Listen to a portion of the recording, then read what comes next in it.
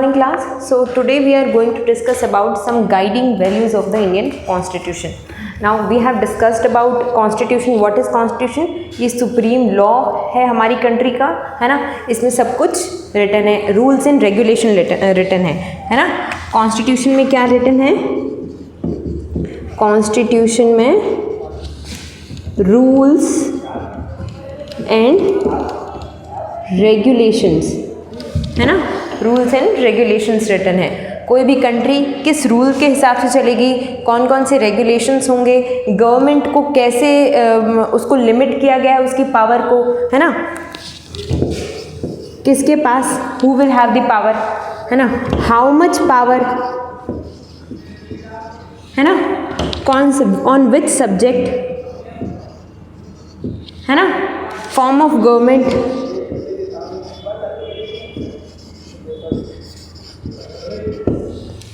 है ना. और इनको पावर कैसे दी जाएगी, हाउ पावर विल डेलीगेटेड, है ना. गवर्नमेंट पे लिमिटेशंस, पीपल्स को राइट्स, है ना. ये कुछ चीज़ें हैं जो हमको कॉन्स्टिट्यूशन के थ्रू पता चलती है. First is form of government कैसे होगी. जैसे हमारे पास है democratic form of government. Who will have the power, सबसे पहले तो जिसके पास पावर होगी वो किस तरीके से चूज़ किया जाएगा, है ना. उसको इलेक्ट किया जाएगा या फिर वो किसी फैमिली का, एक ही फैमिली से आगे बढ़ते जाएंगे, है ना. हमारी कंट्री में क्या है, इलेक्टेड रिप्रेजेंटेटिव है.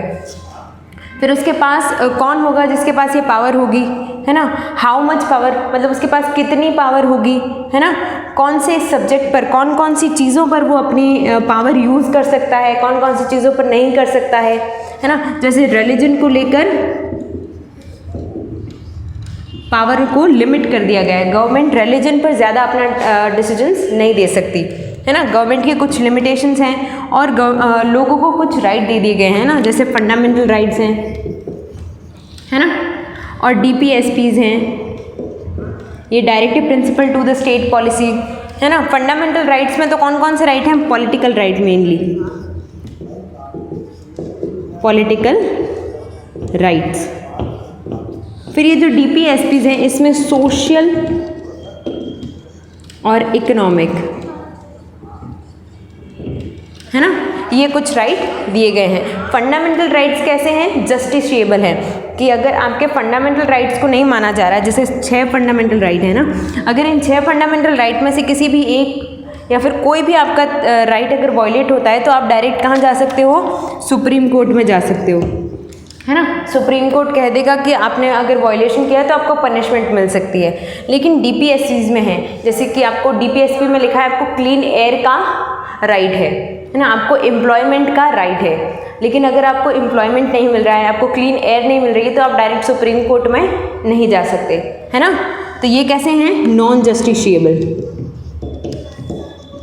लेकिन ये एक तरीके से स्टेट गवर्नमेंट जो है, जो हमारी गवर्नमेंट है, central government, state government, local government, उनको ये कुछ डायरेक्टिव दिए गए हैं कि आप भाई इन लॉज के हिसाब से, ये जो प्रिंसिपल हैं इनके हिसाब से, कि भाई लोगों को अच्छी एयर मिलनी चाहिए, सबको एम्प्लॉयमेंट मिलना चाहिए, पॉवर्टी हटनी चाहिए, हंगर हटनी चाहिए.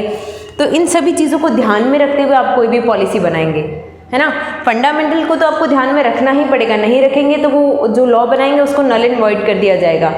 लेकिन अगर DPSPs को ध्यान में नहीं रखेंगे तो वो लॉ नल एंड वॉइड नहीं होगा. लेकिन ये आपको क्या करना है, गवर्नमेंट को ये ध्यान में रखना है. तो ये राइट्स हैं सिटीजन्स के. इन राइट्स के थ्रू गवर्नमेंट पर लिमिटेशन लगी है कि गवर्नमेंट इन राइट्स को वायलेट नहीं कर सकती, है ना. तो ये सारी चीज़ें हमको कहाँ मिलती हैं, कॉन्स्टिट्यूशन में मिलती है. अब हमारा जब कॉन्स्टिट्यूशन बना था तो उस टाइम क्या हुआ था, पार्टीशन हो रहा था. पार्टीशन हो रहा था. हम लोगों ने एक लॉन्ग कॉलोनियल लाइफ जी थी, है ना, जहाँ पर हमको बहुत ज़्यादा सप्रेशन हो रहा था, डिप्रेशन हो रहा था, है ना. लोगों को दबाया जा रहा था, उनको राइट्स नहीं दिए जा रहे थे, है ना. तो हम लोगों ने एक लॉन्ग कॉलोनियल लाइफ जी थी एक, और हमारी कंट्री में उस टाइम पार्टीशन हो रहा था. सोशल और इकोनॉमिक, सोशल, इकोनॉमिक और पॉलिटिकल, सारी तरीके के जितने भी स्फेयर थे सोसाइटी के, सब कैसे थे, बहुत ही डिटेरियोरेटेड कंडीशन में थे। सोसाइटी बहुत ही बुरी स्थिति में थी, इकोनॉमी तो बहुत ही लो हो गई थी, और पॉलिटिकल स्ट्रक्चर को तो ब्रिटिशर्स ने ख़राब कर ही दिया था। तो इन सभी चीज़ों को ध्यान में रखते हुए हमारे जो फोर फादर्स हुए, जो हमारे कॉन्स्टिट्यूट असेंबली के जितने भी लोग हुए, उन्होंने इन सभी चीज़ों को ध्यान में रखते हुए, इन सभी को हटाने के लिए, इरेडिकेट करने के लिए उन्होंने कुछ प्रिंसिपल्स ध्यान में रखे, जैसे कि सोवरियनिटी। सोवरियनिटी का मतलब है कि कोई दूसरी कंट्री हम पर राज नहीं करेगी, कॉलोनियलिज्म ख़त्म हो जाएगा, है ना। और इक्वालिटी, है ना, सोसाइटी में इक्वालिटी आएगी, फ्रीडम, है ना। ये कुछ चीज़ें थी जो हमारी गाइडिंग प्रिंसिपल के रूप में जिन्होंने काम किया। इन्हीं प्रिंसिपल्स को ध्यान में रखते हुए, ना, सोवरियनिटी, इक्वालिटी, फ्रीडम, फ्रेटर्निटी, लिबर्टी, है ना, इन सब चीज़ों को ध्यान में रखते हुए हमने क्या किया, हमारे कॉन्स्टिट्यूशन को बनाने की कोशिश की। The dream and the promises, तो इसमें ये जो guiding values of the Indian constitution है, पेज नंबर 25 पर। In this book, we shall study the exact provisions of the Constitution in different subjects. At this stage, let us begin understanding the overall philosophy of our Constitution is all about. अब यहाँ से हम समझेंगे कि Constitution की overall philosophy क्या थी, Constitution चाहता क्या था, है ना, वो हमारी सोसाइटी में कौन कौन सी चीज़ें लाना चाहता था, जिसके लिए उसने रूल्स और रेगुलेशन बनाए। We can do this in two ways. We can understand it by reading the views of some major leaders of our constitution, but it is equally important to read what constitution says about its own philosophy. अब हम constitution की philosophy को कैसे जान सकते हैं? पहला तरीका, इसके दो तरीके हैं ना। पहला तरीका हो गया कि हम इस constitution को जिन लोगों ने बनाया है ना, जो लोग हैं जिन्होंने फ्रीडम फाइट लड़ी है, जिन्होंने इस कॉन्स्टिट्यूशन को बनाया है, हम उनके व्यूज़ को देखें, है ना, उन लोगों के व्यूज़ को देखें। दूसरा तरीका क्या होगा कि हम खुद कॉन्स्टिट्यूशन को पूरी तरीके से पढ़ें, है ना। दूसरा तरीका क्या हो गया, खुद कॉन्स्टिट्यूशन को पूरी तरीके से पढ़ें। या पहला तरीका हो गया फ्रीडम फाइटर्स जो थे उनके व्यूज़ को पढ़ें, है ना। दो तरीके हो गए, तो दोनों से ही देखेंगे हम। This is what the preamble of constitution does, let us turn to these one by one. अब ये दोनों तरीक़ों से हम कॉन्स्टिट्यूशन की फ़िलोसॉफी को समझने की कोशिश करेंगे।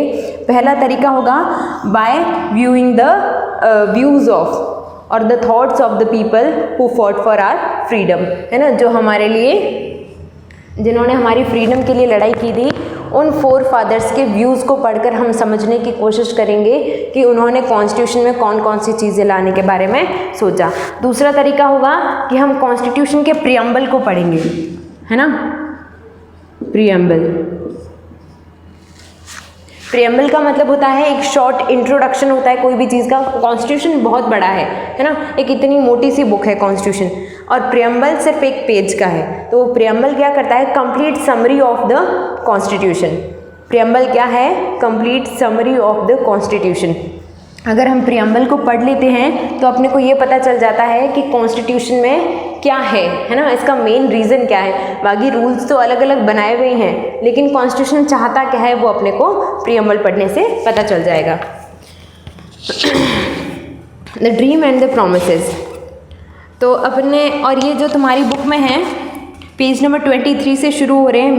मेकिंग ऑफ इंडियन कॉन्स्टिट्यूशन में साइड में है ना, साइड में ये कुछ लोगों के बारे में जो हमारी कॉन्स्टिट्यूट असेंबली के जो मेंबर्स थे, है ना, कॉन्स्टिट्यूट असेंबली के जितने भी मेंबर्स थे उनमें से कुछ मेंबर्स के बारे में यहाँ पर लिखा हुआ है, जो प्रोमिनेंट मेंबर थे ना, जो जिन्होंने मेन काम किया था। जैसे कोई कमेटी का हेड हो गया या फिर प्रेसिडेंट हो गया, है ना।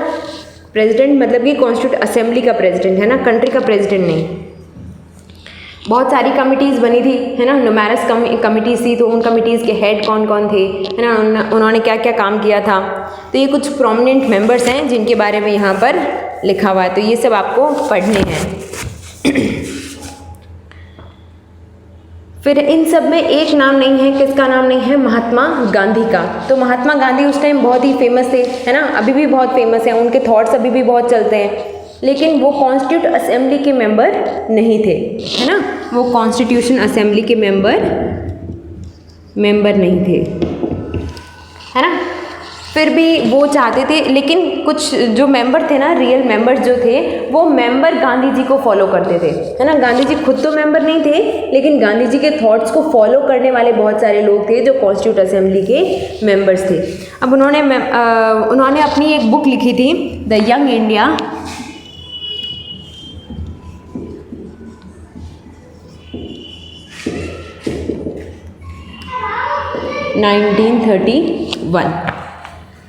है ना। एक मैगज़ीन थी यंग इंडिया 1931, उन्होंने उसमें अपने व्यूज़ लिखे थे सारे। तो उसमें से एक क्लिप पीछे दी गई है। I shall strive for a constitution which will release India from all thraldom and patronage. I shall work for an India in which the poorest shall feel that it is the country in which making of it has an effective voice, and India in which there shall be no high class, no below. तो उनका जो main असेंस था वो क्या था कि जो poor लोग हैं, है ना, जो पुअर पीपल्स हैं, उनको इक्वल राइट मिलना चाहिए लॉ बनाने में, है ना। ऐसा नहीं होना चाहिए कि रिच लोग जो हैं वो लॉ बनाए जा रहे हैं ना। तो जो पुअर हैं, जो डाउन टॉडन्स हैं, सोशली इकोनॉमिकली जितने भी लोग हैं, है ना, उनको इक्वल से मिलना चाहिए लॉ बनाने में, है ना। इनका क्या कहना था कि लॉ बनाने में लोगों को समानता मिलनी चाहिए, है ना। वो ये नहीं कह रहे थे कि पुअर्स को और अमीर बनाओ, या फिर, है ना, वो ऐसा नहीं कह रहे थे। उनका कहना क्या था कि जो पुअर्स थे, पुअर्स को इक्वल से मिलना चाहिए इन मेकिंग लॉज, है ना, इन मेकिंग लॉज। ये फिर कैसे लाया था? यूनिवर्सल एडल्ट फ्रेंचाइज से, है ना। 1 वोट 1 वैल्यू, है ना, 1 पर्सन।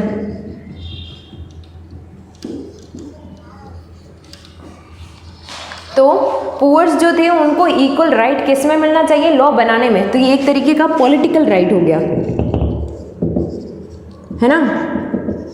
तो गांधी जी क्या चाहते थे? लोगों को पॉलिटिकल राइट देना चाहते थे कि जो पुअर लोग हैं, जो डाउन टॉडर्ड लोग हैं, जो छोटी से छोटी क्लास या बड़ी से बड़ी क्लास, है ना, सभी को यूनिवर्सल एडल्ट फ्रेंचाइज यानी कि 1 पर्सन 1 वोट 1 वैल्यू मिलना चाहिए।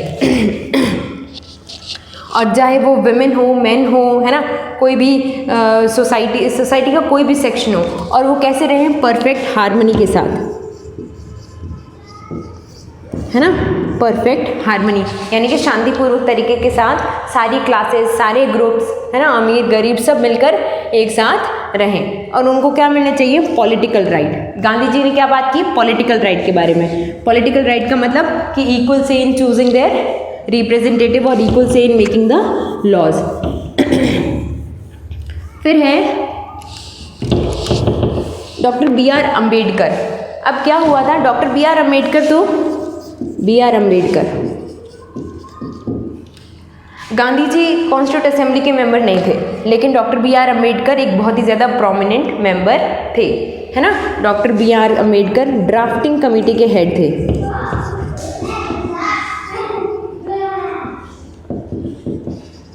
है ना। Doctor B.R. अम्बेडकर कौन थे? ड्राफ्टिंग कमेटी के हेड।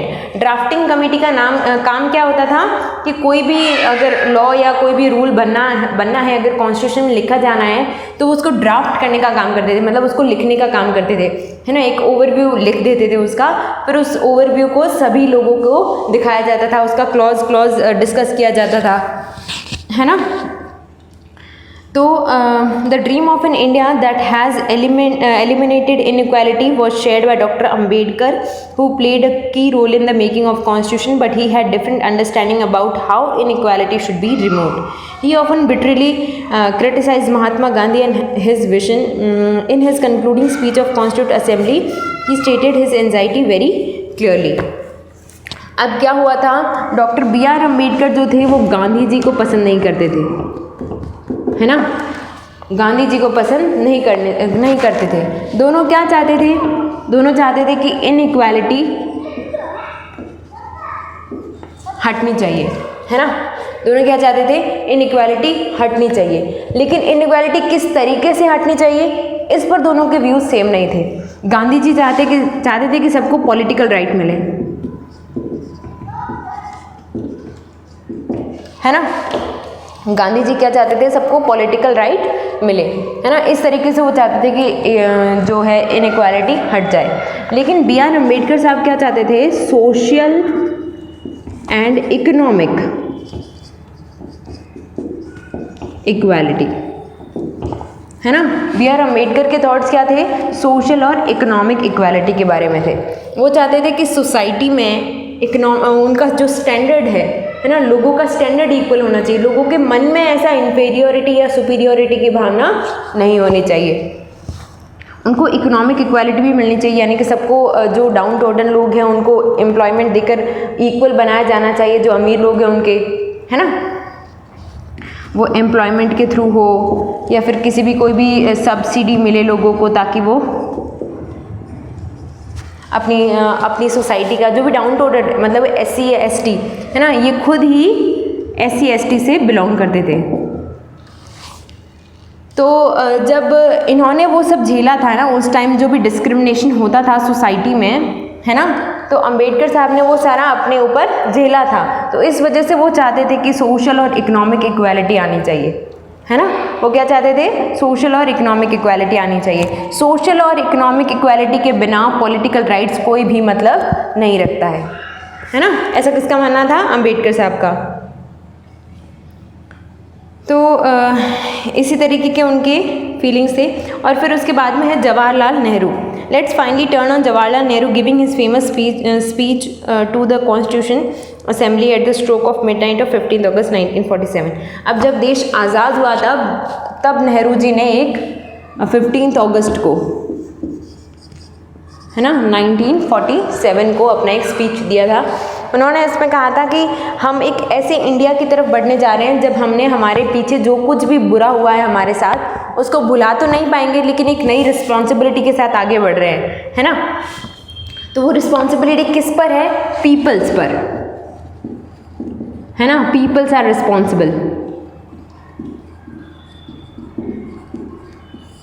वो कह रहे हैं कि हमने जो कुछ भी पीछे झेला है ना, हमारी कंट्री में जो कुछ भी हमारे साथ बुरा हुआ है, बहुत ही ज़्यादा हमको डिप्रेस्ड किया गया, सप्रेस्ड किया गया, तो उन सबको मात देते हुए, उन सबको हराते हुए we are going to move forward about a bright future, है ना। हम एक ब्राइट फ्यूचर की तरफ बढ़ रहे हैं, ब्राइट फ्यूचर की तरफ बढ़ रहे हैं। तो वो ब्राइट फ्यूचर जो है, वो ब्राइट फ्यूचर के लिए रिस्पॉन्सिबल कौन होगा, पीपल्स, है ना। लोग ही अपने रिप्रेजेंटेटिव को चूज़ करेंगे। वो रिप्रेजेंटेटिव ऐसे लॉज बनाएंगे ताकि सभी लोगों को उसका फ़ायदा मिल सके, है ना। उनका मानना था कि हर एक इंसान की आंखों से हर एक आंसू को हटा देना चाहिए, है ना। Wipe every tear from eye of every person, है ना। हर एक इंसान की आंख से आंसू को हटा देना चाहिए। पुअर्स को भी, वुमेन्स को भी, है ना, सबको इक्वल राइट मिलने चाहिए, है ना। सबको डेवलपमेंट का मौका मिलना चाहिए, सब कुछ डेवलपमेंट की तरफ आगे बढ़ना चाहिए, ऐसा जवाहरलाल नेहरू का कहना था। फिर है उसके बाद फिलोसॉफी ऑफ द कॉन्स्टिट्यूशन। ये हम लोगों ने कुछ एक जो गांधी जी के बारे में, अंबेडकर साहब के बारे में, जवाहरलाल नेहरू के बारे में पढ़ा कि इन्होंने ये सब चाहते तो एक ही चीज़ें थी, है ना। इक्वालिटी चाहते थे, डेवलपमेंट चाहते थे, सभी का भला चाहते थे, लेकिन इनके तरीके अलग अलग थे। तो कॉन्स्टिट्यूशन में भी बहुत सारे ऐसे लॉज हैं जो इनके व्यूज़ को रिप्रेजेंट करते हैं। जैसे माइनॉरिटी, अंबेडकर साहब कहते हैं माइनॉरिटी को राइट्स मिलने चाहिए, सोशल और इकोनॉमिक, है ना। तो अनटचेबिलिटी,